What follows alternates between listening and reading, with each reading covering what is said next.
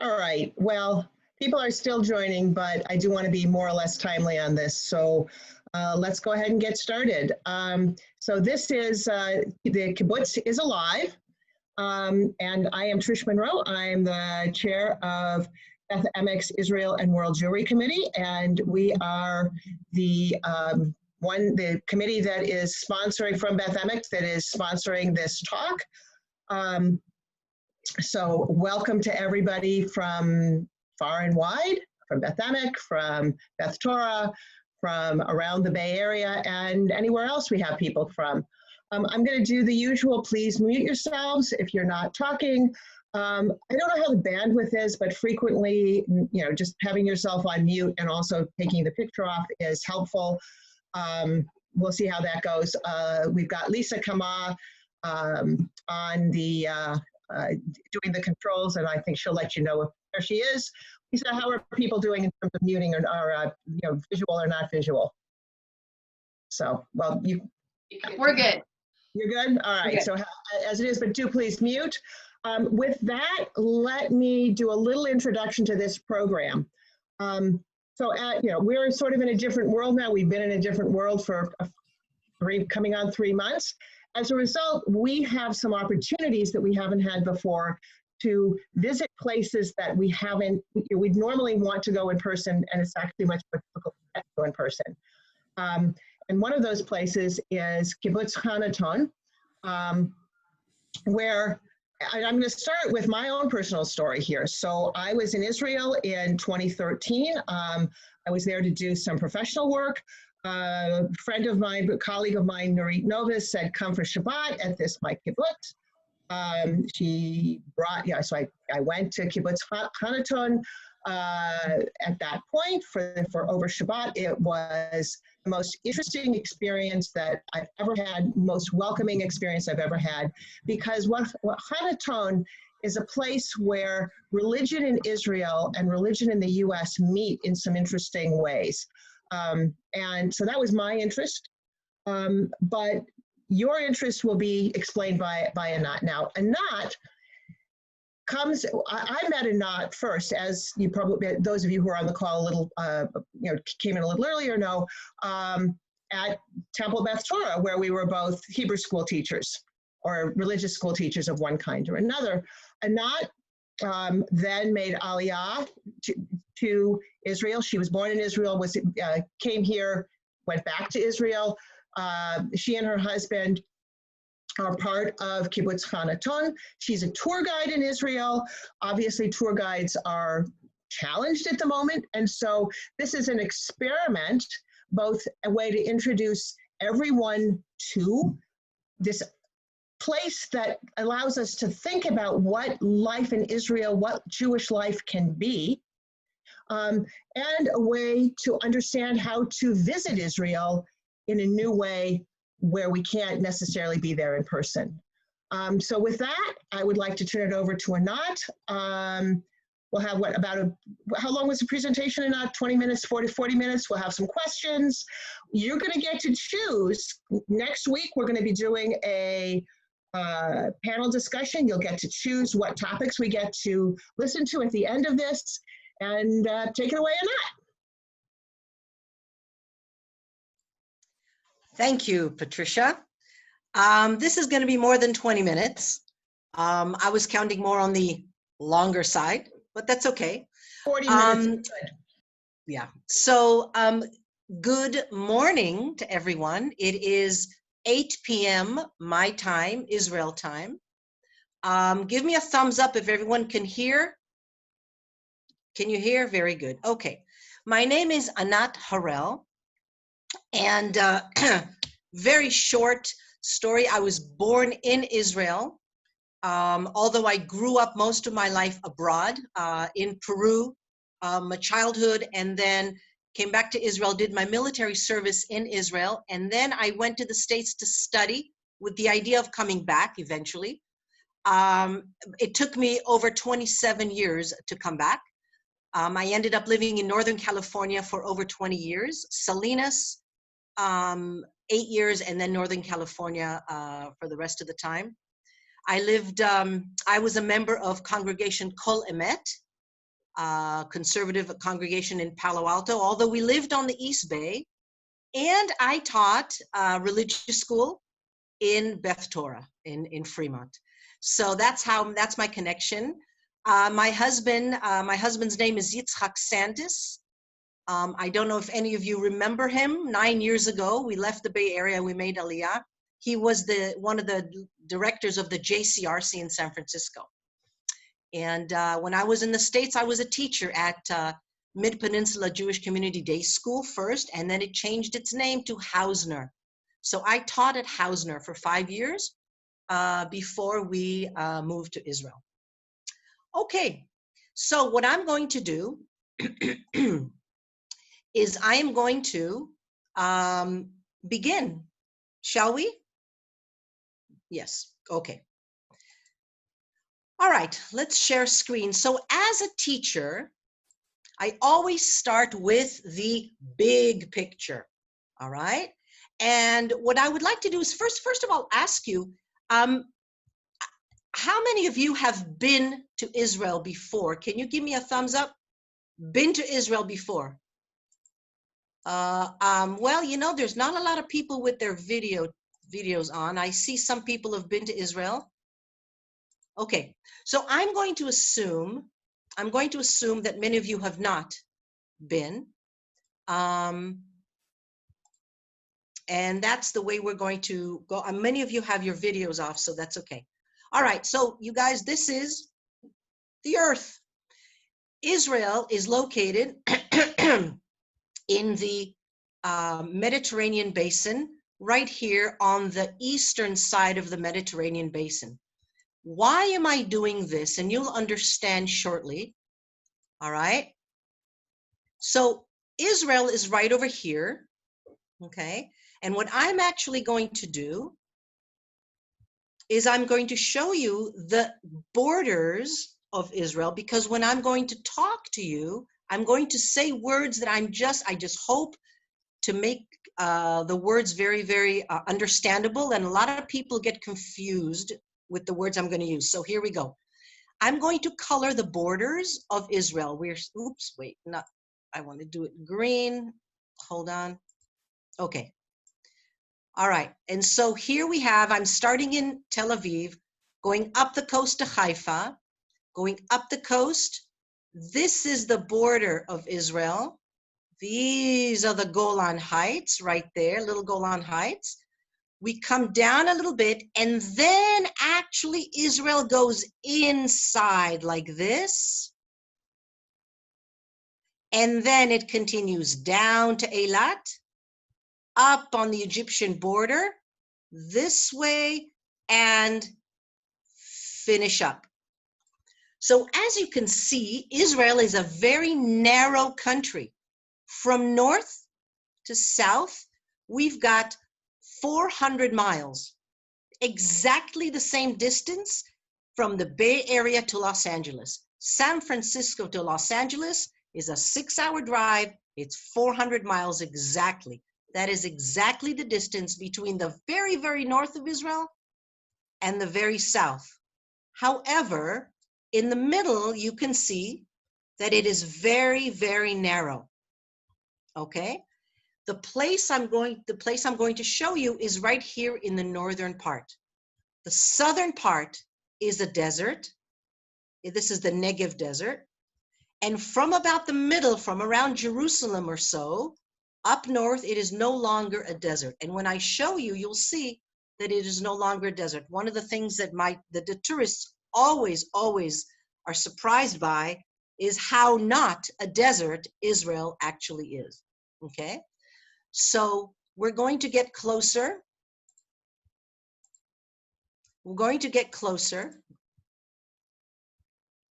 Hold on, mouse. Here we go.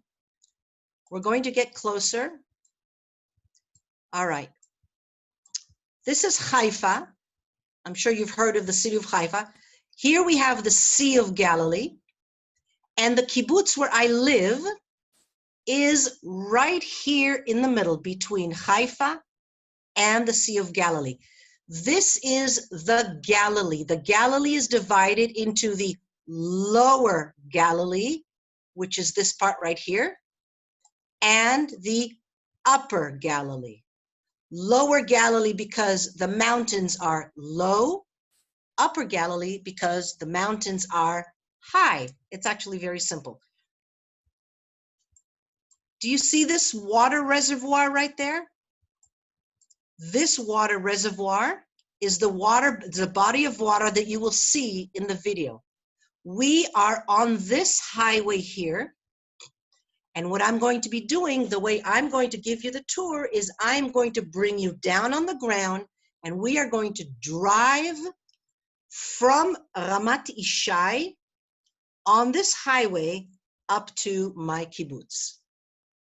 Okay, you ready to go in the car? All right. All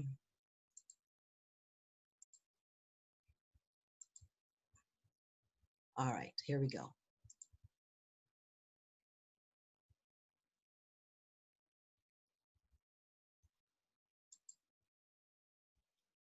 Okay, we are driving on Highway 77. I wanted to show you the landscape of the geographical area before the Galilee. Do you see all of those oak trees? One of the surprises for me was when I came here for the first time after having lived in California for so long, was that I said, wow, this is really, really like Central California. All of the oak trees. The oak tree is the most common tree in the Mediterranean basin. And look to the right, you can see all of these oak trees, and we're driving past them. These are called, guess what? Oak Hills, okay? These are the Oak Hills, and what we see in front of us, do you see? Okay, we will be turning, we turned here to the left. You see all those oak trees up there? Okay, we're going to be turning.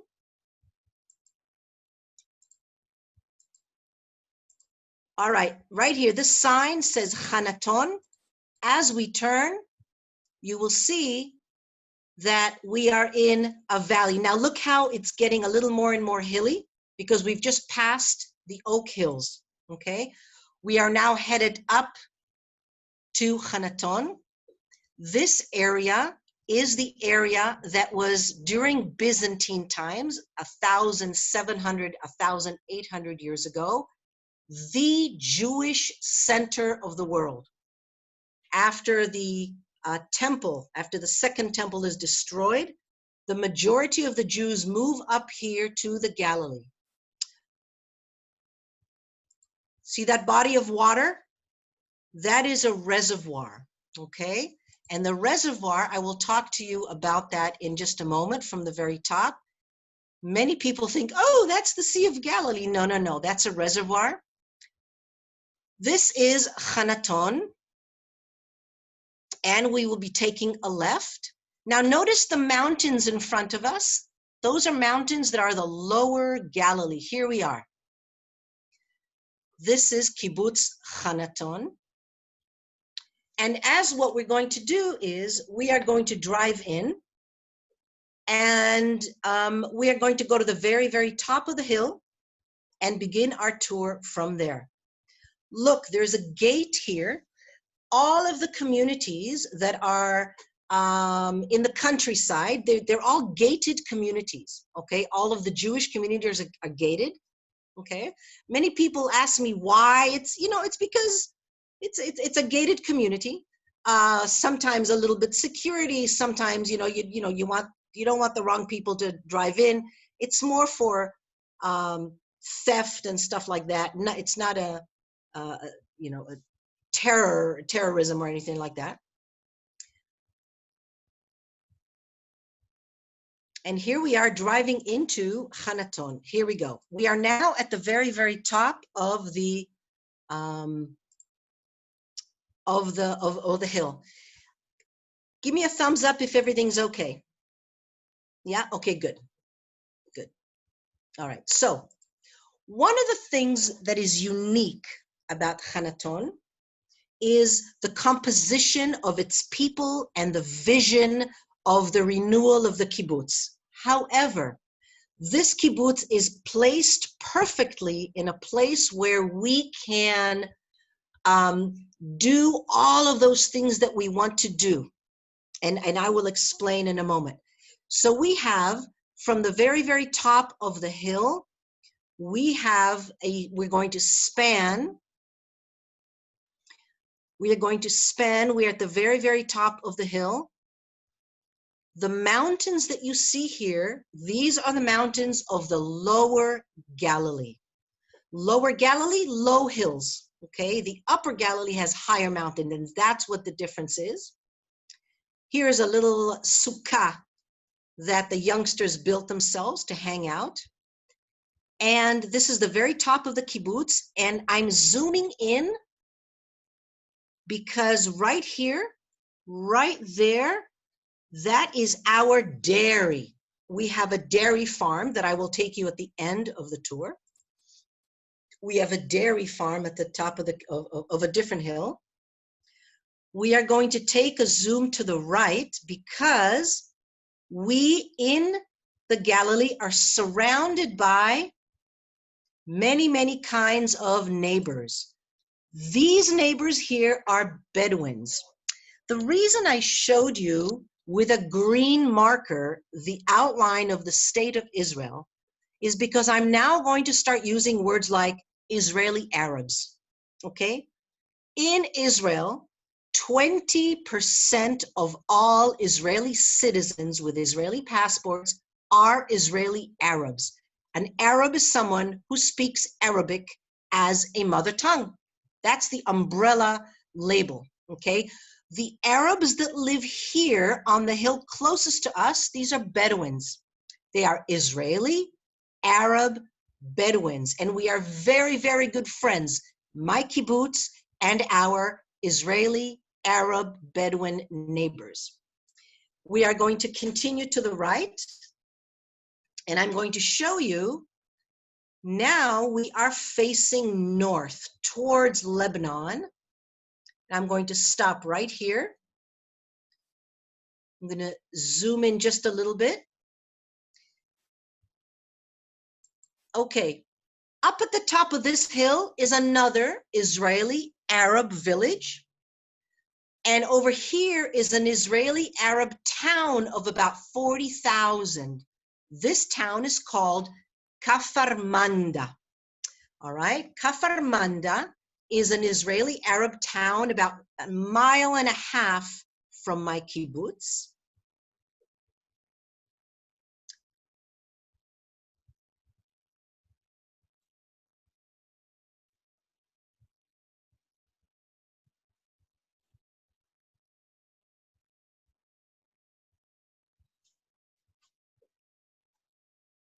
Now we've got pointing to the northeast. Do you see this valley? This is a very important valley in the northern part of Israel. It is called Beit Netofa. And this valley is important for several reasons, and I will come back to them. But at the top of this mountain is another Jewish community. And at the top of this hill right here is another Arab city. If you go to the other side, here you've got one Bedouin town, and then you've got another Bedouin town. And at the top of this here, we have another kibbutz. Why am I showing you all this? Because I want to show you that in the Galilee, we have a population balance of 50% Israeli Jews and 50% Israeli Arabs. And among the Arabs, we have Israeli Arab Christians, Israeli Arab Muslims, Israeli Arab Bedouins, and Israeli Arab Druze. 4 different kinds of Israeli Arabs live under that umbrella. All of them live in the north of Israel, here in the Galilee.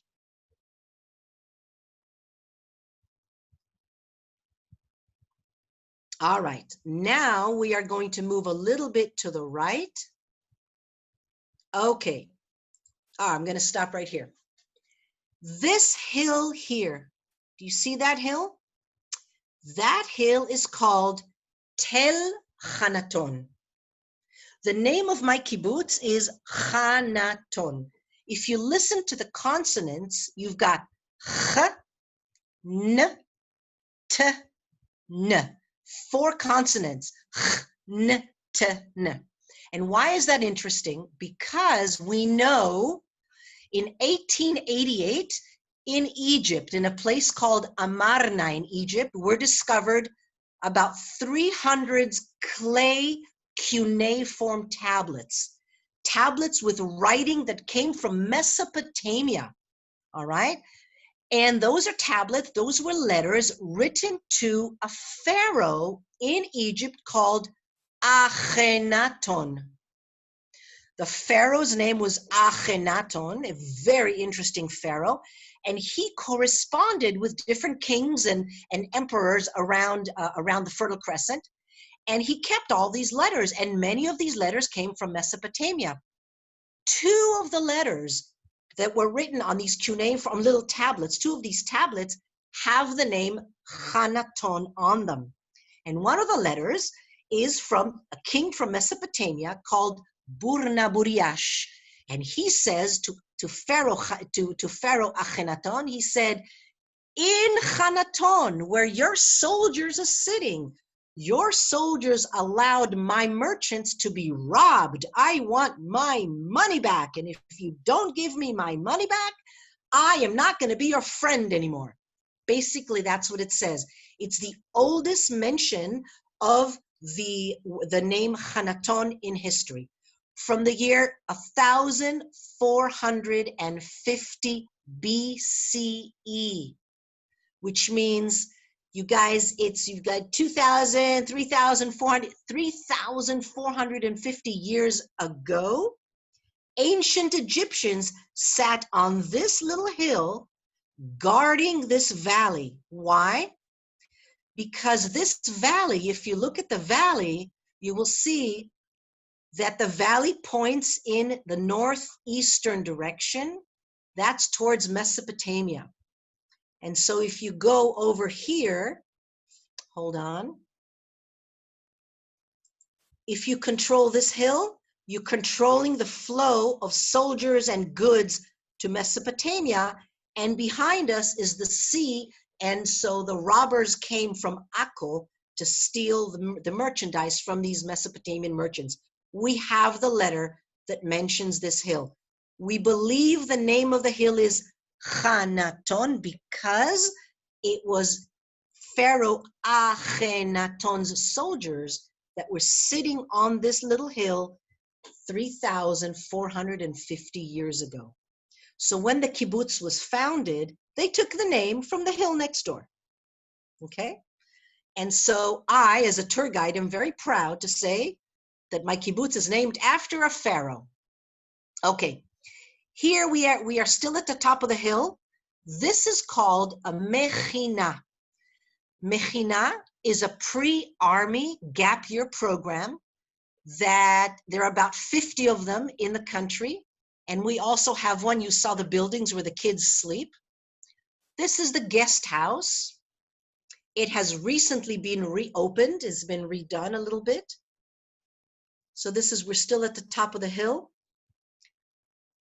We have about 40 kids come here after their high school and before their army, and they spend the year here learning Jewish leadership, philosophy, history, leadership skills, Judaism. That was their mechina. And we're now going to walk down this path. We're going to walk down this path. I'm going to speed this up a little bit. Oops, sorry. Okay, here we go. All right. What you see in front of you are the houses of the kibbutz. And now we're on the other side of the hill. I mentioned Israeli Arab Bedouins and Israeli Arab Muslims, regular Muslims. Now, what I'm showing you now actually is, do you see the city on the far hill? That's Nazareth. Nazareth, the place where Jesus grew up for the first 30 years of his life. And so we have a lot of Christian history here in the Galilee. And part of the Israeli Arabs that live here are Israeli Arab Christians. Not only in Nazareth, but also there are several Christian villages in the area. We are surrounded by our neighbors, and what we do here is we have such a wonderful, wonderful mixture of Israelis, Arabs, Jews, Bedouins, Muslims, Christians, everyone lives together, and the coexistence is quite fantastic. All right, that's Nazareth. The big city in the back is Nazareth. Okay. Now, we are on the top of the hill, which means that you know, if you're a tour guide, you know that you're probably going to find a wine press. Because, ladies and gentlemen, in the ancient world, people grew in this area, in the Mediterranean basin, grew grapes everywhere they could because water was not very drinkable. And so, for example, in the Roman Empire, we know that every Roman legionnaire drank a liter of wine a day. That was their allowance. Wine in those times was not as concentrated. The alcohol percentages was not as high as now. It was about 3 to 4% alcohol, just enough to kill the germs. Okay. And so this is a wine press, and here you will see me coming out, and I'll explain at the top of the hill, surrounded by, here I am, at the top of the hill, I'm pointing, do you see this? I'm pointing to a basin carved out in the limestone rock.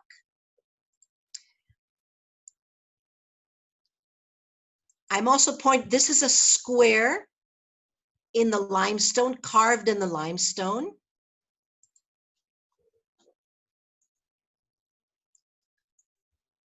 That's a basin. That is where the juice went. And hold on, I will walk over to where the grapes were placed. Do you remember the Lucy episode? So this is one corner. That is another corner. That is another corner.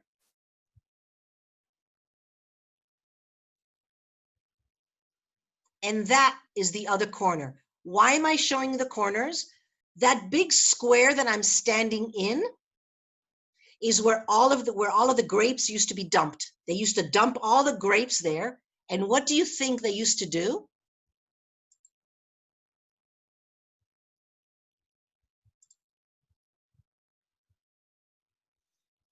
They used to put the grapes in, and then step on them. Yes, yes. They used to smush them, just like Lucy did in the episode, and the juice would flow down and would be collected. That's right. We're walking down.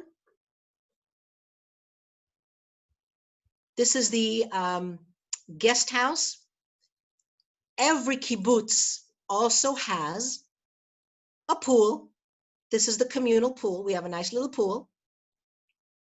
It opens only in the summer. It's not heated, but we don't need to be heated.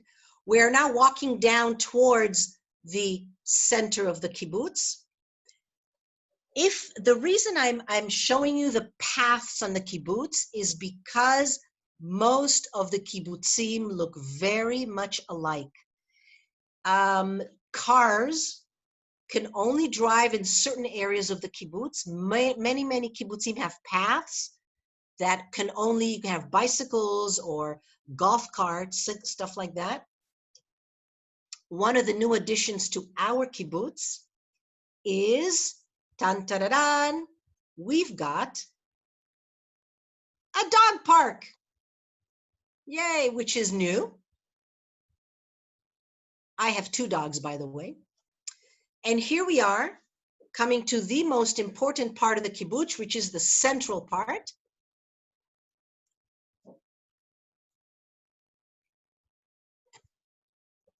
Oak trees, because oak is the most common tree in all of the Mediterranean basin.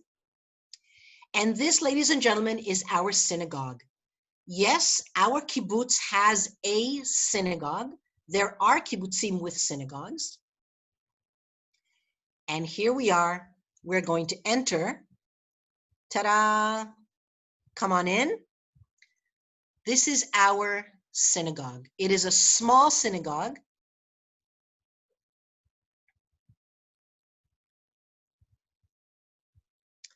We all sit together. We are, of course, well, you don't know this, but we are egalitarian, which means men and women sit together.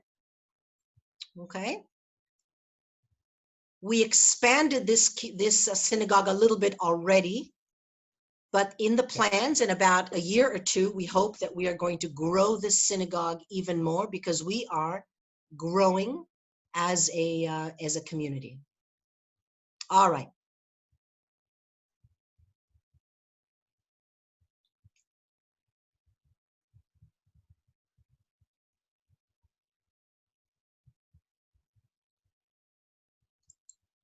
Okay. All right, now, let's talk a little bit about the kibbutz. So the first thing I want to do is to give you a little bit about kibbutz history, okay? The kibbutz movement begins with the second aliyah. Aliyah is a mass immigration. We think mass, we're thinking 3 million people. No. When we're talking about mass immigrations to Israel, we're talking about 30, 40,000 people max, okay? The second aliyah begins around 1904 when the Tsar of Russia starts clamping down really hard on all of those young, crazy socialists, okay? Many of the socialists that are trying to change the world, to do tikkun olam at that time in Russia, many of them are Jewish. Most of them are young, very, very idealistic youngsters. And when the Cossacks start coming around and arresting them and killing them, and the Tsar starts sending his troops after them, what do their parents do?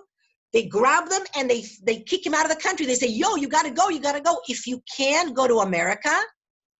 But you know what? America at that time didn't want to take any more Jews, or they didn't want to take socialists at all.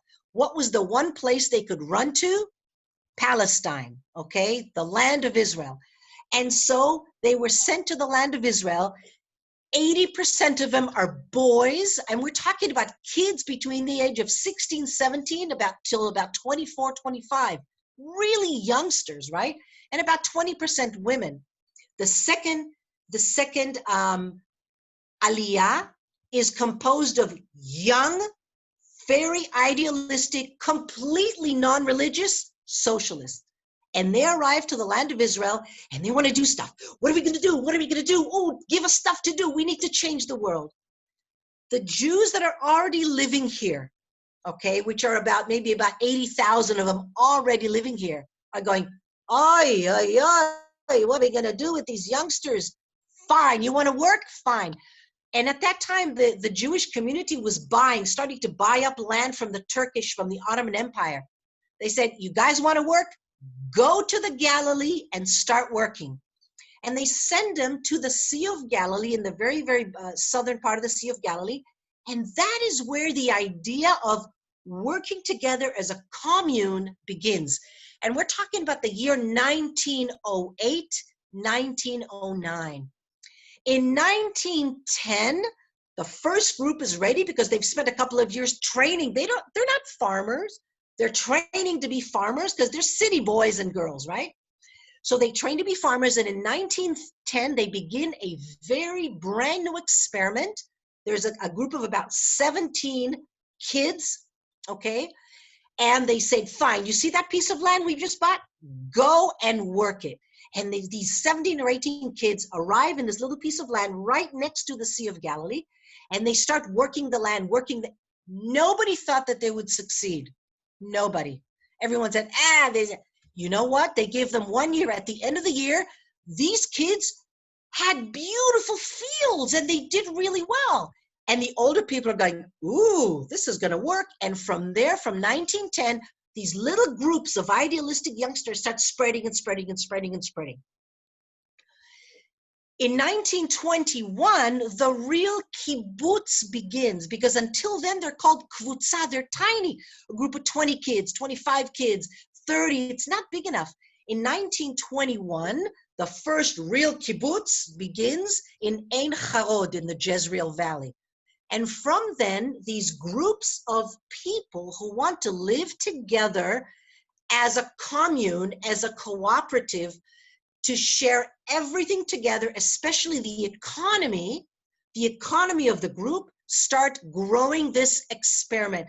It's the only place in the world that the experiment of socialism really, really worked, okay? Today, we still have 270 kibbutzim in Israel. Okay, we still have 270 kibbutzim, but not one of the kibbutzim in Israel today looks like what it did 100 years ago, or 90 or 80 or 70 years ago. 70 years ago, all the children lived in the children's house. Every single person worked in the kibbutz. Nobody earned any money. All the money went into a big pot. Everybody got their clothes and their food and their house for free. I mean, it was like everyone working together. Very, very slowly, by the 1950s and 60s, things began to change. And they began to change because every kibbutz voted on their own issues. Okay? Every kibbutz was very, very independent. Because every kibbutz voted on everything ad nauseum, then every kibbutz slowly started to change. You know, people wanted to do this, people wanted to do this, people wanted to do this. And so today, many, many kibbutzim have completely changed. Many kibbutzim have fallen apart. Many kibbutzim have privatized. Many kibbutzim have people that don't work in the kibbutz anymore, that they work in other places, they get paid a salary, and from the salary they pay into the kibbutz. I mean, it's like every kibbutz is a little bit different. There are still kibbutzim that are very traditional, and kibbutzim that are completely privatized, okay? Now let's come to my kibbutz. Lisa? Yes. Are you going to read me questions? Trish is going to read you questions. Trish, are you there?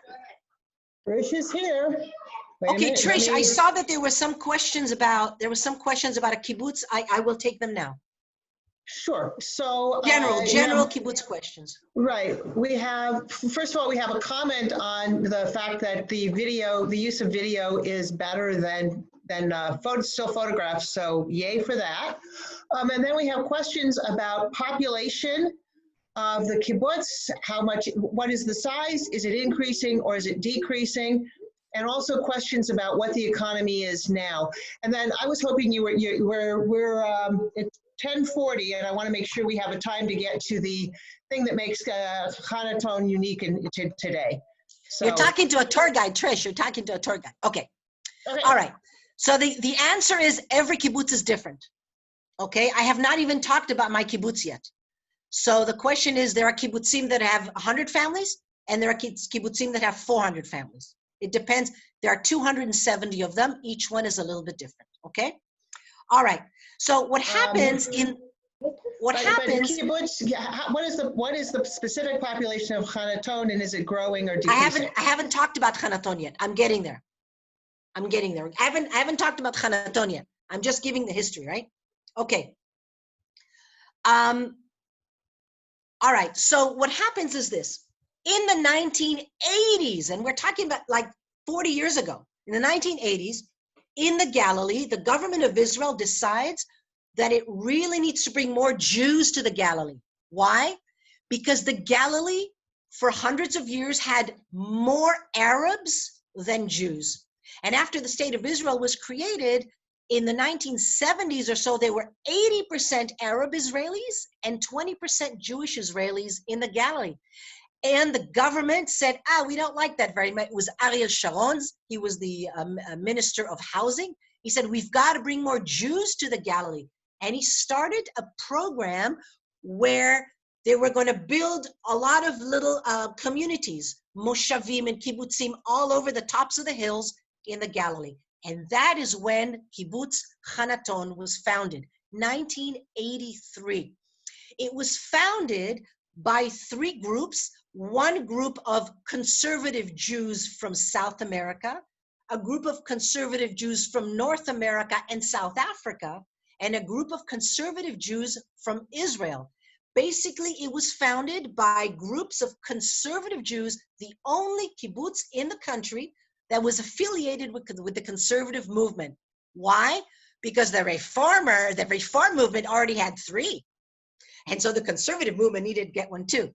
The reform movement has three kibbutzim affiliated with them, so the conservative movement needed two. However, what happened was the 1980s in Israel were a very difficult time. Huge inflation, recession, unemployment, really not a good time to start trying new things. And within 15 to 18 years, the majority of the people of the kibbutz abandoned it, left. They couldn't handle it. Couldn't handle the kibbutz basically did not succeed. And by the year 2004, 20 years after it began, there were only 5 families left in Hannaton. 5 families. You cannot hold an economy with 5 families. And so what happens is that the government decides that it has to take the land away from the kibbutz and bring people to live there. It wanted Jews to keep living there. It didn't want it to fall apart and everyone to leave. So it took land away from the kibbutz, because after all the land in Israel belongs to the land authority. And it started inviting people to come and live there who have no connection to the kibbutz whatsoever. And around 2007, 2008, the conservative movement did one last-ditch effort to try to revive the kibbutz. And they went to a very special young rabbi, a conservative rabbi by the name of Yoav Andy. And they said, please, please, please, Yoav, try to bring your friends to the kibbutz. We need this kibbutz. And he said, okay. And he started to talk to people. He took about a year to have living room meetings and all that stuff. And he got 20 families to sign up, to commit to coming to the kibbutz and building a home there. In 2009, they started to arrive. And when I arrived in Hannaton in 2011, there were 27 families, up from 5. In 2011, there were 27 families. And now, 9 years later, we're up to 100 families.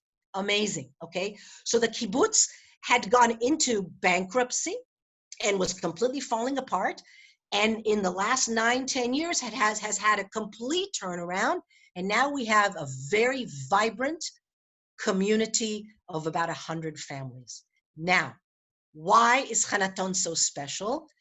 We do not call ourselves a conservative kibbutz anymore, because the people that have been arriving in Hannaton are arriving because in Hannaton, the idea is that we're going to live a Jewish life with no judgment, a very, very pluralistic, completely egalitarian, okay? And you come to Hannaton to live a certain kind of life. And that is very attractive to a lot of people. For example, we have several families of Jews who used to be Orthodox and left it. Okay, Orthodox in the past. Or we have Jews that are Orthodox married to a secular. Or we have Reform, or we have conservative. We also have Orthodox Jews that come because even though they're Orthodox, they want to live a very pluralistic life. They say they want their kids to see that there is more than one way to be Jewish. And so we have a whole spectrum of Jewish practice in our community. Now, our community is an intentional community, which means if you want to live that kind of life, you come here, okay? This is not the life for example, ultra-Orthodox. The ultra-Orthodox would never come here because we are egalitarian, men and women together, you know? And so, you know, you have to be able to want to come here and live. And what we call ourselves is we have a Jewish, pluralistic, egalitarian, intentional community. And that is the new Hannaton, okay? And now let me take you to, we'll continue. All right, here we go.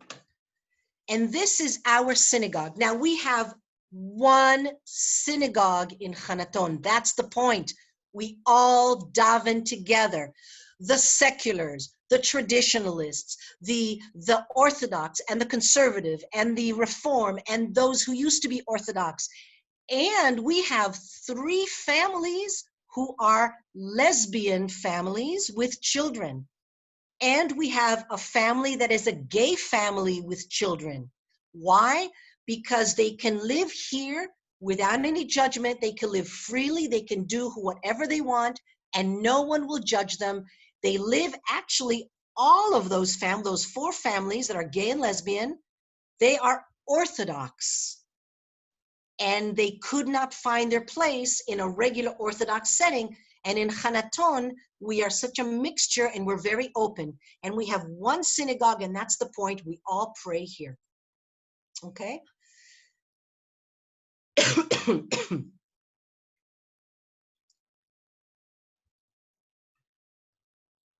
Okay, we're leaving the synagogue now, walking down to the center of the kibbutz. The building you see in front of you used to be the dining hall. Used to be. In the beginning of this kibbutz, everybody in the kibbutz had breakfast, lunch, and dinner in the Chadar Ochel, in the dining hall. But you know what? When everybody left and only 5 families were left here, the dining room had to close. What we've turned the dining room into is a multi-purpose room. This is the library. We have a library.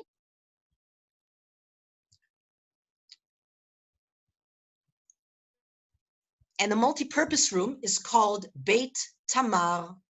Beit Tamar. Tamar is from Tarbut, Mifgash, and Ruach, which is culture, encounters, and spirituality. That's the name of our multi-purpose room, okay? And what we have here is the vision of the new, the vision of Hannaton. Here we go.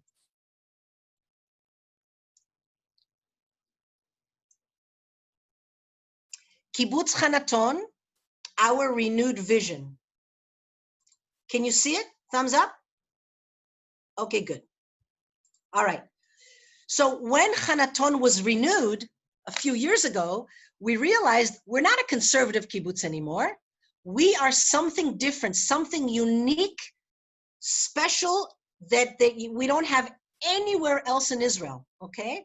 Kibbutz Hannaton, number 1, Judaism as a common thread and a sense of responsibility. That sense of responsibility is why we still keep the name kibbutz or the label kibbutz. A kibbutz means that everyone is responsible for each other. This is a very, very important value in our Judaism, mutual responsibility. We do culture education. We are a learning community, and we are a pleasant environment. Our economy and our community, through Jewish perspectives and values, social and environmental justice, we strive to develop and administer communal sources of income as a kibbutz. And at the end of the tour, I'll show you some of the communal incomes that we have. Social involvement, we do a lot of coexistence work. We are a very progressive community. We work with our local Arab communities. We do a lot of stuff in Israel. We do a lot of things with the Jewish people and the entire world. We do a lot of tikkun olam. And number 5, we still want to be a kibbutz. So we live up to the kibbutz ideal. We strive to have a community that educates to love one another, to love the Torah and the land of Israel, through stressing the values of work, democracy, and equality. For us, that is what a kibbutz is today. Okay? It's not exactly the same as the kibbutzim 80 years ago, but for us, this is what we want us to be. Okay.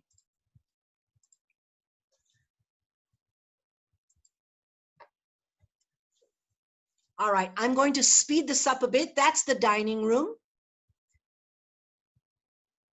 Dining room, this is the center of the kibbutz. This is the administrative area. If you've seen one administrative area, you've seen them all. We have rural delivery. They don't deliver mail to our homes. We have a rural delivery. This is a very country-like setting, just like in the US if you live in the country. Okay, I'm going to move it up a little bit. Here we're walking down. To the left is our convenience store, Makolet. To the left is our convenience store. We have 3 nursery schools. We have a baby house to the right. We have a 1-year-old and 2-year-old, or 2-year-old and 3-year-old, something like that to the right. And then we have a 4 and a 5-year-old to the left. So we have 3 little daycares and baby houses. Okay, I'm going to go forward. Let me jump forward because we're running out of time. Okay, the next thing I need to show you, and what we are very proud of, is we have a mikveh. When we were founded in 1983, we were founded as a conservative kibbutz. In the conservative tradition, the mikveh is still a very important part of conservative Judaism. And we built a mikveh. What makes this mikveh today unique in Israel is that for some reason we managed to get a special dispensation in the 1980s that this mikveh, we were going to run it, not the ultra-Orthodox rabbinate. This is the only mikveh in all of Israel that is run by us, which means not by the ultra-Orthodox rabbinate. Every other mikveh in Israel is under their control. This is the only one that is not. And why am I emphasizing this? Is because if you are a gay and lesbian couple and you have adopted a child, this is where you come and convert this child, dip the child so that the baby is converted. If you have if you have a surrogate baby or something like that, we are a very open, very accepting, very tolerant mikveh. We don't ask questions. You come and you do your thing, and you don't have to answer to any ultra-Orthodox rules and regulations. This is the lobby of our little mikveh. The Reform movement uses it. The conservative movement uses it. People that don't want to go through the rigmarole of the ultra-Orthodox, they come here, and we're very proud of our mikveh. I don't know if many of you have been inside of a mikveh, but here it is. This is our mikveh, and I am very proud because I was on the mikveh committee. I am still on the mikveh committee. As a tour guide, I'm very proud of our mikveh because there are two identifiers in archaeology that you are in a Jewish place. By the way, bathroom, take off your clothes. You come into this room completely naked. You walk down the stairs. Oops. Oh, this is where you can change your baby if you're going to be converting a baby. The last thing you do in a conversion is you go into a mikveh, also for children.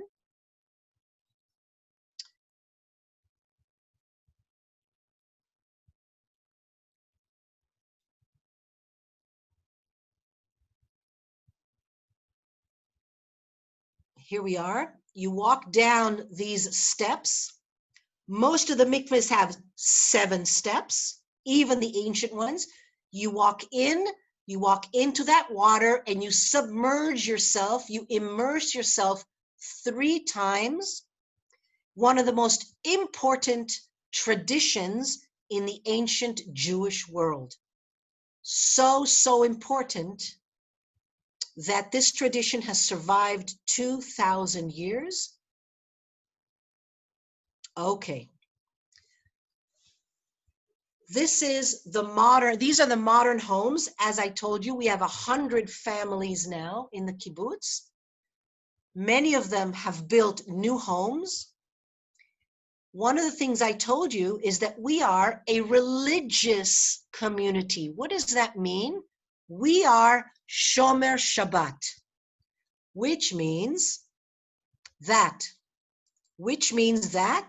on Shabbat, we close the Shabbat gate, and there is no smoking, no driving, no barbecues, no breaking Shabbat inside of the kibbutz.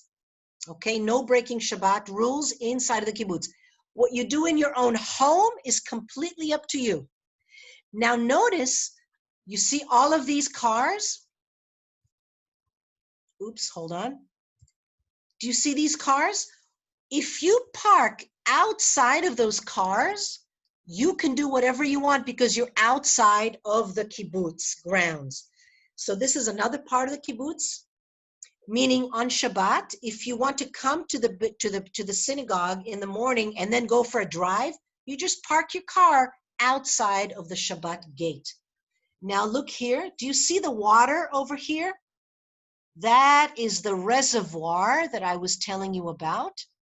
Okay, this is a beautiful view towards Nazareth.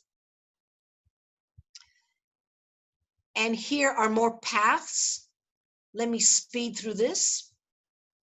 I just wanted to show you what kibbutz paths look like. No cars. It's very bucolic, very nice, small. Our kibbutz is a small one. It has about 100 families now. Not a big kibbutz.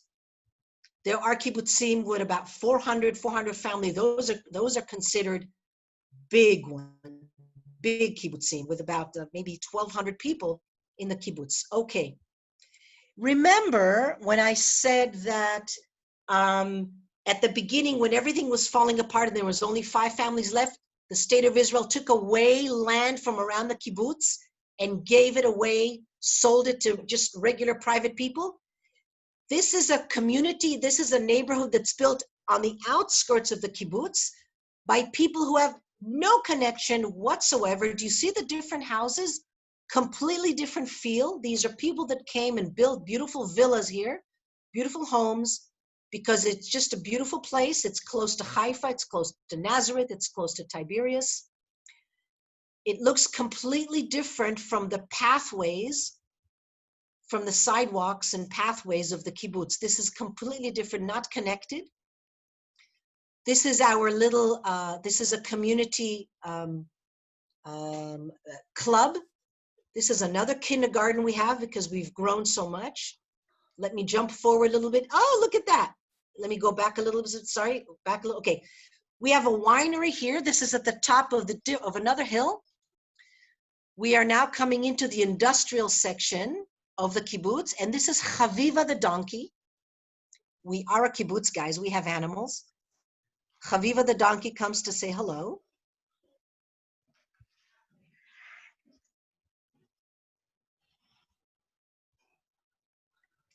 We're driving past a winery. Now, what is the economy of the kibbutz? In our kibbutz, most people work outside of the kibbutz. We have a dairy farm and we lease land around the kibbutz for agriculture. That's it. That's the only thing we have. A dairy that we share with another kibbutz, and we lease land. Everything else is privatized because we just, this is just the way we do things, okay? Now, this winery, it's called the Jezreel Winery, was started by 2 kibbutz members. They lease the land, but it's completely their startup winery. It's a great winery. You should look for it. It's called Jezreel Winery. They won all kinds of awards. It's a great little winery. Anat? Yes. Yes. I'm going to interrupt just for a minute. I'm Yeah. getting feedback that this is great. People are loving it. However, it's 11 o'clock, and I know that we want to get the poll done. So can we take a really quick break here and Okay. get Give the me- poll done all and right. then let people... No problem. yeah. Give me 30 seconds. Sure. We've got horses. We've got cows. Wow. And we've got a beautiful view. And here we go. So let me stop sharing. The problem of every tour guide. I have so much to say. Okay, here we go. Ladies and gentlemen. Let me do a quick brief introduction to this because I don't think Okay. I set it up. So this is part one. Part two is next week, same time, same station. Yes, we know it's Father's Day, but you know, it's fun anyway. And we're going to meet the Hannatonians. You get to pick what topics you'd like to see and hear more about. And with that, I'll turn it back over to Anat. Okay, so we've got so many topics we can talk about. I mean, as you can see, I'm like, so many topics that we can talk about. We have so much in Hannaton that we have, okay, in the 100 families in Hannaton, we've got 11 rabbis. Let me repeat that. 11 of our families have a rabbi, women rabbis, men rabbis, Reform, Conservative, and Orthodox rabbis, okay? We've got 4 gay and lesbian families. We have Americans, we have British, we have Israeli. I mean, we have such a variety. Educators, we have tour guides, we have I mean, it's crazy. So between Trish and Lisa and myself, we put together a poll because what we wanted to do is not only introduce you to this concept of pluralistic, egalitarian, intentional religious community, but we wanted you to meet some of these Hannatonians, meet some of these people. Can you see me? No. Yeah, okay. Meet some of these people. And so, Lisa? Yes. Okay, I'm going to launch Lisa, go take it over. All right, so I'm going to launch the poll and ask you to vote. Please choose as many as 3 of these that you would be interested in hearing from next week. And what's going to happen is we're going to see the top 3, and I'm going to find Hannatonians who will speak to you about these 3, about a 10-minute talk, and then you'll be able to ask questions from these different kinds, different Hannatonians that you will meet next week. It's a lot to read, so we'll give you a couple minutes here.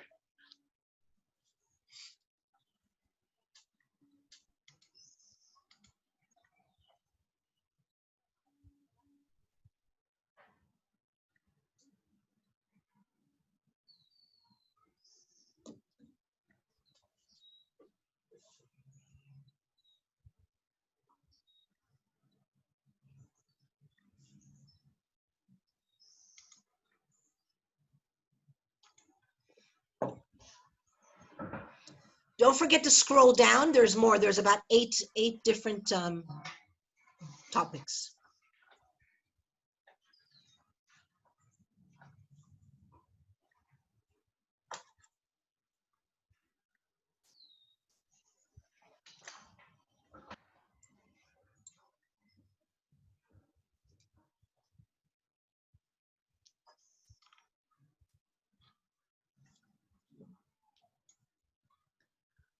Give you another few seconds. It looks like many have voted, but not quite everyone yet.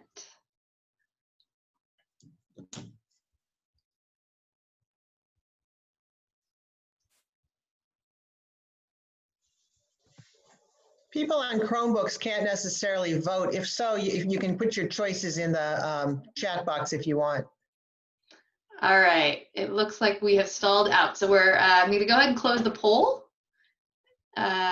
We'll see how we did. Okay. This All right, is there are really the cool. I results. love Let's this see. polling thing. All right, so I will make notes of this, Anat, so that we have it, so that we can make plans for what's going to happen next week, and we will share the information with everybody so that we know. Okay, so it looks like next week we're probably going to speak about coexistence between the neighbors, between Israeli Arabs and Israeli Jews. How do you make decisions when you have Orthodox, conservative, religious, non-religious? Wow, yeah, that's exactly what we're all about. And how does the Hannaton manage its economy? Yeah, wow, okay, great. Great, okay. All right, you know what? Can we do a few questions, 2 or 3 questions, and then we'll go. Those of you who need to leave, you can leave. If anyone wants to stay behind and ask a question. At this point, if you want to, let's see, we've got something in the chat. How many secular members? Secular members. You know, the answer is, we don't know because, okay. We have, I would say about, okay, the question is, what do you mean by secular? Okay, because you are labeling someone, and that's not necessarily how they would label themselves. I mean, you know, we Jews, we have, you know, we're different, we label ourselves differently. So when you mean secular, do you mean doesn't believe in God? Or do you mean never ever goes to synagogue? Or do you mean doesn't do any traditional? I mean, what does it mean? That's my first question, okay? That's a whole topic in itself. But I think I know what you mean in that how many people came here and don't necessarily practice? So we have several families where one member is non-practicing and one member is practicing. So there are several families where one member comes with the children to synagogue every Shabbat. But we barely see the other person, the other member of the family. However, everybody joins in the holidays because a holiday is not necessarily, you don't have to be religious to participate in the holidays, right? In Purim and dress up and Hanukkah and okay. So we do have several, I would say about 8 to 10 families where one member just doesn't come to shul, but the other member comes with the children. Did I answer the question? But for holidays, they all participate in different kibbutz things. Okay. Does the kibbutz have senior citizens? I'm a senior citizen. Yes, the answer is yes.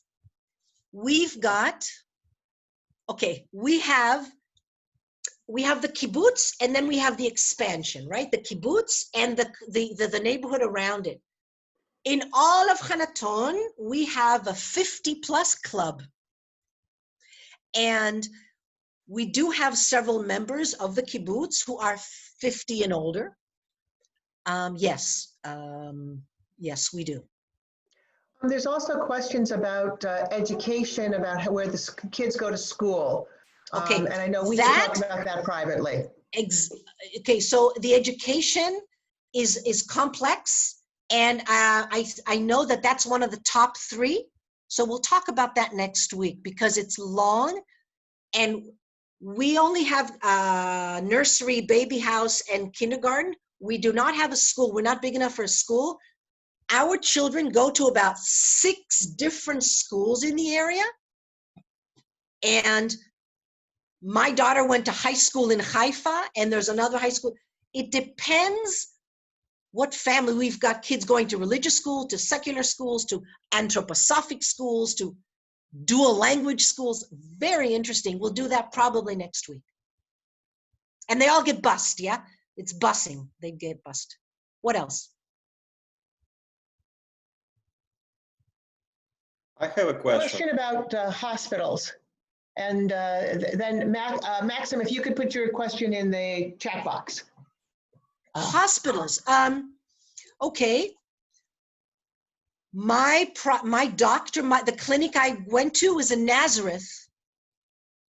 We went there, my family went there for about 5 years, and then we switched to Tivon. So Nazareth is about 20 minutes that way. Tivon is about 15 minutes that way. We don't have a clinic in the kibbutz, but my daughter goes to a doctor about 15 minutes away. So we have, we're surrounded by clinics and doctors. We have hospitals. We have the Rambam Hospital is half an hour away. We have Poria Hospital. We have no problem with hospitals or clinics. My husband had a heart issue 2 summers ago. We thought he was having a heart attack. We called we don't have 911, but we called Magen David Adom, which is the red Star of David, yeah? And within 3-4 minutes, we had the Arab paramedics coming from Kfar Manda. We had the Arab paramedics coming. They were amazing. So we've got, Arabs and Jews live together, and the Arab paramedics took my husband in the ambulance to Rambam. He ended up in the hospital for a few days. He's fine. It wasn't anything, but I'm just trying to show you that coexistence works. What else? Maxim did use a chat box, visiting Kibbutz Hannaton for a few weeks to work as a volunteer. Okay, so when we were young in the 70s, that was the thing to do, right? It doesn't work that way anymore. You can always come and hang out, but okay. When the first Intifada happened and then the second Intifada, the borders closed to Palestinian farm workers, okay? Because we were having terrorist attacks all over the place. So the borders closed, which means we needed to bring farm workers from somewhere else. So we in Israel today bring farm workers from Thailand. Most of the kibbutzim have Thai workers. That's the way it is. And so we don't take volunteers anymore, but there are maybe 2-3 kibbutzim that do it symbolically. But that, when we were young, it was like, oh, people went to a kibbutz for 6 months. Very few kibbutzim have that as an option. You can come and rent a place and stay, and you can do things, but not like it was in the 70s. I'll just make a comment on that. My daughter did volunteer to kibbutz at Ein HaShlosha, which is a very different situation. So yeah. It does vary. It is possible to do. There are some. There are some, but few and in between. Well, so, but if I do come to visit, like you said, like rent a place, and so would they give me some work like to do? I mean, just like so that I'm not bored, something useful to do. Is that possible? Okay. If you come to Hannaton and rent a place and want to do something, we are not going to tell you what to do. That's not what we do. You can say, what can I do? And we can say, you can volunteer here, you can volunteer here, you can volunteer here. We can give you a ton of places to volunteer depending on what you want to do. So there's a lot of things to do. If you come to Hannaton and you want to be kept very busy, you'll need a car, because we are, you'll need a car. You can rent a car for 2 or 3 months. There's plenty to do, especially if you're interested in, coexistence or archaeological sites. You can excavate in archaeological sites. You can do all kinds of things, not in the kibbutz per se, but all over the Galilee. And we are located in a place.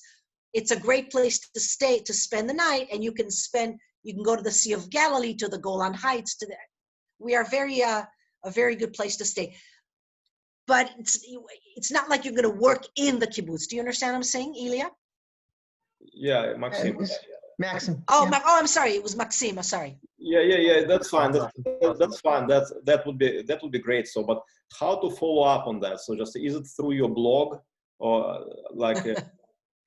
So I'm going to take this conversation. I'm going to suggest that you go online for this. Yes, do contact Anat through her blog or contact me. Now, we are actually running, what's clear, this is an experiment. It's clear that an hour wasn't quite long enough, so we may expand it a little bit. there's a couple more questions, and then we're going to have to call this come to an end. So a couple more questions, and then I'd like to invite comments back to Anat. She just put her email back in the chat, or back to the synagogue, and then of course next week we'll have more conversation about this. So is the population of the kibbutz Wait, I want to answer the one before. Sure. Do people come from far away to use the mikveh and spend the night? You don't have to spend the night. This is Israel. Remember, 400 kilometers long. I mean, so if you come to use the mikveh, you can just go home after that. People come from all over Israel to use the mikveh.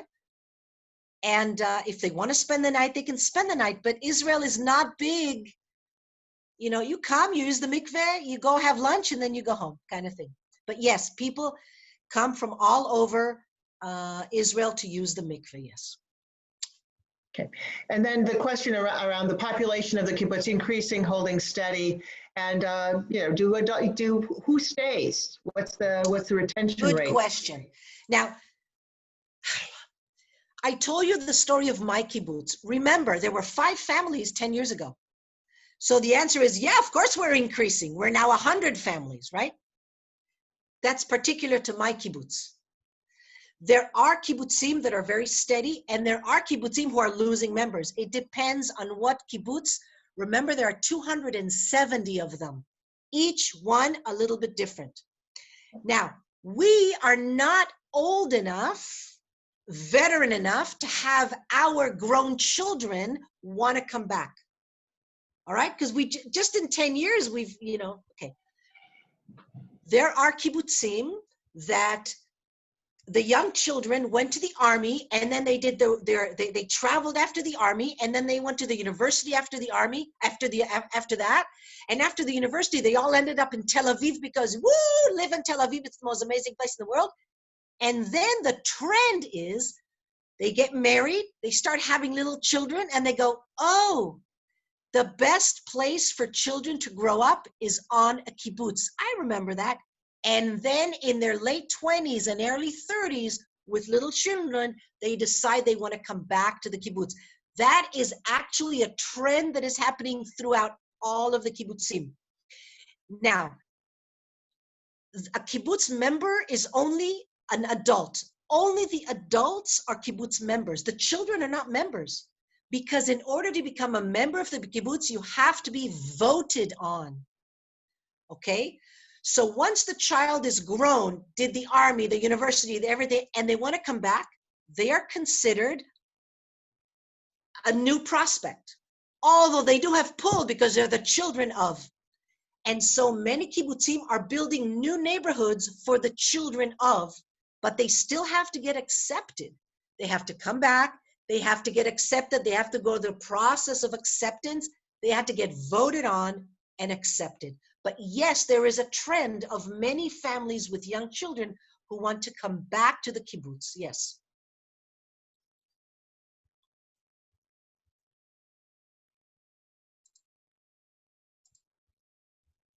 Oh, by the way, I put my name and my email address.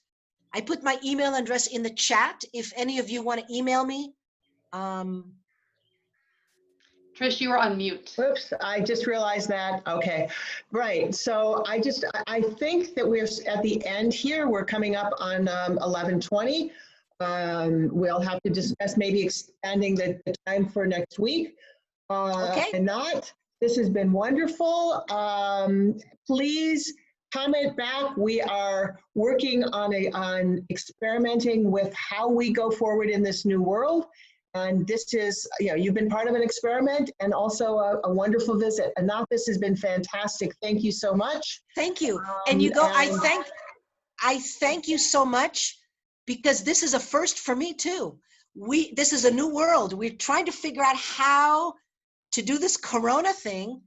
And if this really worked, and in next week we're going to meet people, this could be like a trend for the next couple of years, because tourism is dead, and this is where we are right now. So it's actually a very interesting time to be in. Thank you so much, and thank all of you for being part of this experiment and this visit. Bye. I wish you all health. Wear your masks. Be healthy. I'll see you next week. Shalom. Bye-bye. Shalom.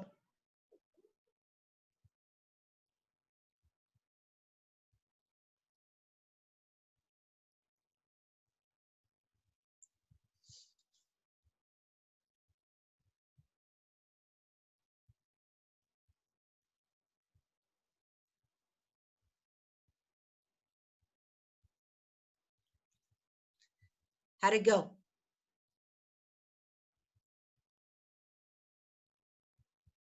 I was kicking people out. That was great.